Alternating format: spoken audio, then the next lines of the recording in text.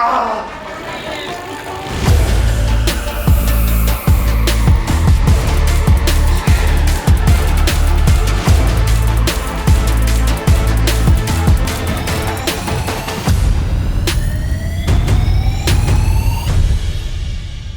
believe that as young kids, we all dream of making it as professional athletes, as professional riders. Clearly, not everyone makes it. Some do, some don't.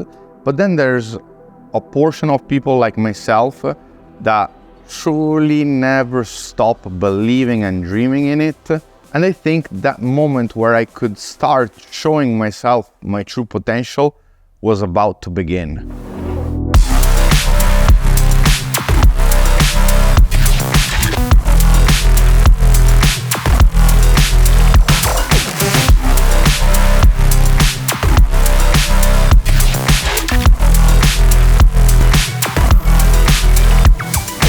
Once the Yamaha project had finished, I really felt it was my time to get back racing. The first thing I did was to go to Dakar in Saudi Arabia. I had raced only the South American Dakars, and I went once again with Ahmed, where we raced with the factory Yamaha SSV team on the YXZ 1000R. For me, this was also the opportunity to gain experience in Saudi Arabia. Furthermore, it was on my bucket list to do a Dakar on four wheels. No better chance to do it with my friend Ahmed, with which we managed to succeed, get to the finish, and even get top 10 stage results.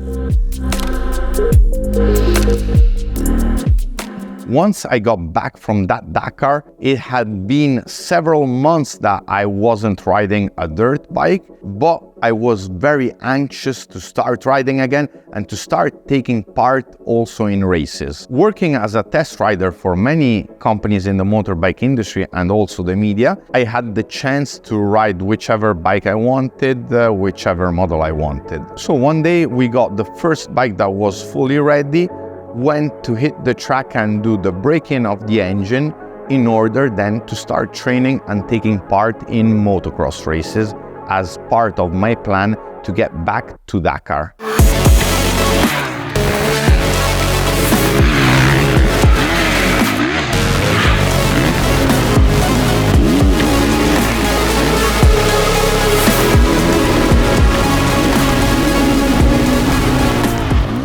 When you're in your 30s, you start feeling that your body doesn't react as it did when you were in your 20s. At the same time, you don't have the same strength, you don't have the same reflexes. After almost 5 months of not riding between Africa race and Dakar, I felt my body wasn't at 100%, but nevertheless, I started riding with patience without wanting to immediately go fast. But exactly 1 week after shooting this video of my first ride back, I had one of the biggest injuries in my career.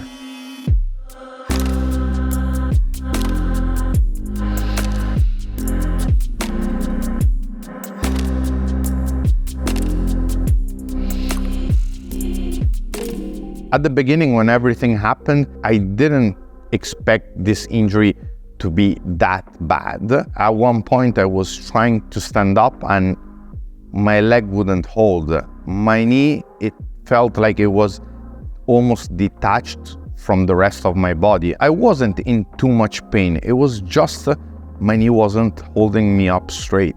Basically, what happened in my knee is that I completely destroyed 3 ligaments, had to get surgery to get a transplant of my ACL, and also had to get surgery to my collateral ligaments. The surgery went well and it was performed by the surgeon that has been having surgeries on me since I was 15 years old.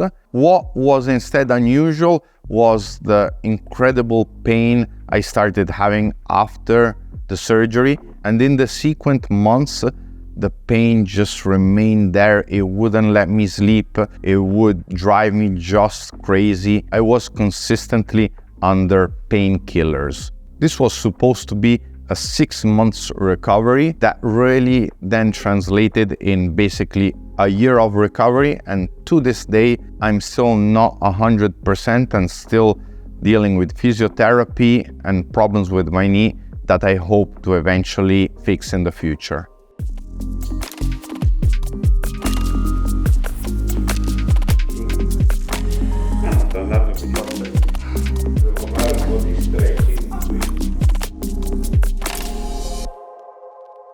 Meanwhile, I was in pain. I started the physiotherapy journey where every day I would go to physiotherapy. The day after, I wouldn't be able to get out of my bed. In that moment, bringing forward my injury recovery and work running a business was really, really tough.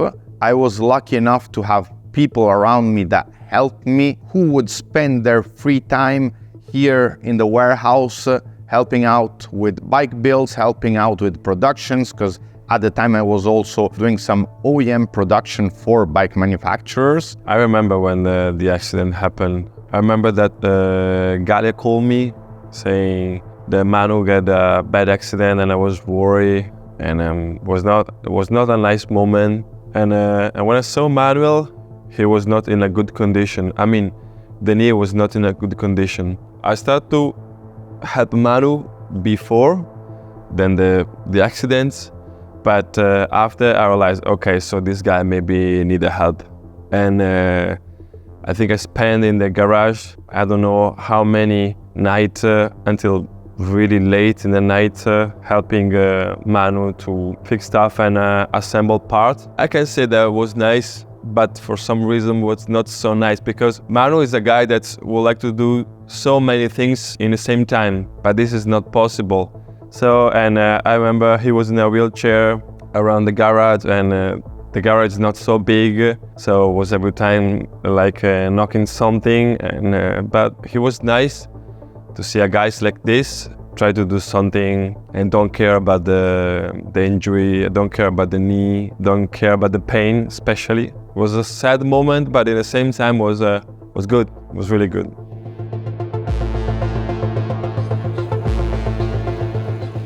Probably the toughest thing of this injury came from the mental side. In life, everyone has a different belief in success, in earning money, and so on. But truly, the most precious thing we have and that we cannot buy is time. Speaking of time, I was supposed to race Dakar 2024, but clearly with this injury, there was no chance. Furthermore, every year I'm not getting younger. If I want to compete, to aim to win one day the Mal Moto class, I have to do it now. I'm still not fully recovered from my injury, but since I can't let too much time pass by, I have to go back this year, gain more experience, start riding and racing rallies again, in order to be able to be at 100%, I believe, in Dakar 2026. This makes it clear that my plan is a 2-year plan in order to build up the speed riding, build up the fitness, lose weight, do everything in a consistent way without rushing and trying to avoid what happened. That was me probably getting on the bike too early with no gym and fitness training, having my body tight, and at the first error, my body broke down.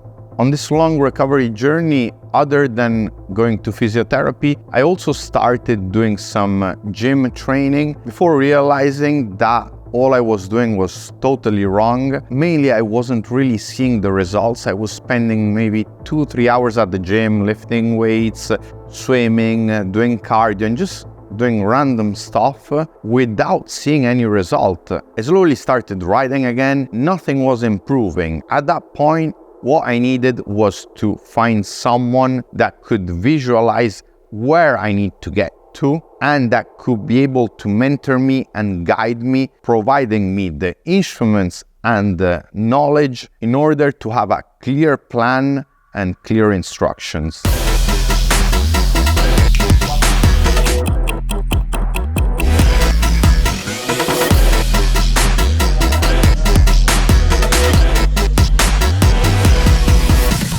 Inizialmente ammetto che c'erano delle cose che non mi tornavano, soprattutto dal punto di vista alimentare. Mi ha raccontato di quelle cose che faceva assurde, però da lì l'ho visto motivato. Questa cosa è stata più forte, l'ho visto super motivato e con la voglia di arrivare a raggiungere il proprio obiettivo. Abbiamo iniziato il nostro protocollo a distanza, quindi viene qui qualche volta, 1 o 2 volte al mese, dove vedo quello che sta facendo a casa, e abbiamo deciso di fare appunto questo protocollo di allenamento per far sì che arrivi a Dakar in forma. Inizialmente è stato un programma di allenamento per come rimessa in moto, perché comunque lui sì guidava, ma diciamo che dal punto di vista fisico era un pochettino indietro. Adesso sta seguendo le regole. Oggi durante l'allenamento l'ho visto molto bene, sta andando tutto secondo i piani. Adesso inizia a farsi un pochettino più dura la cosa, perché comunque il programma sarà vero, però sono sicuro che Manuel, come dicevo prima, essendo super motivato, raggiungerà il proprio obiettivo, e insieme sono super orgoglioso di affrontare questo nuovo progetto.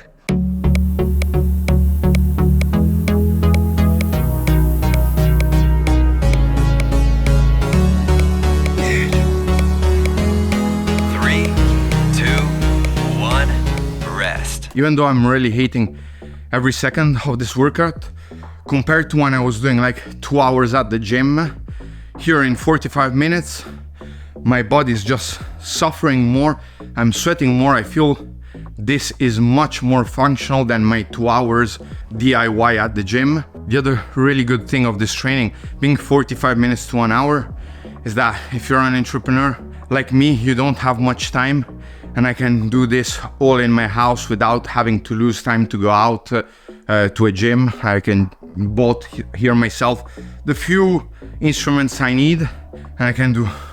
And now I need to get to work on the second circuit.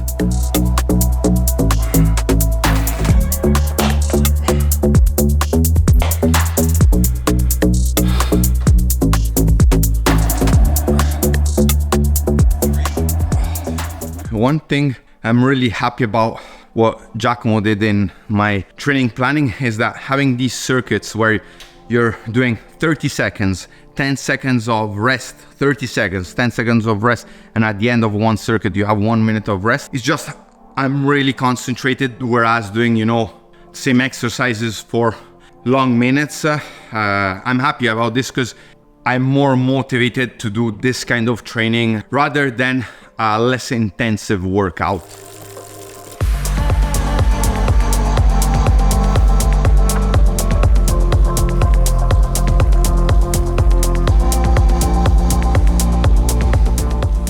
I really don't understand the fun in cycling. I see always a lot of pro riders, you know, posting how happy they are out on their bicycle. Everyone tells me to try and go pedal outside, that it's more fun. For me, it's the opposite. I tried pedaling outside with other riders. I don't like it, and I'm always so scared of cars coming by. I prefer it inside because staying inside, I managed to take track really well of my progress.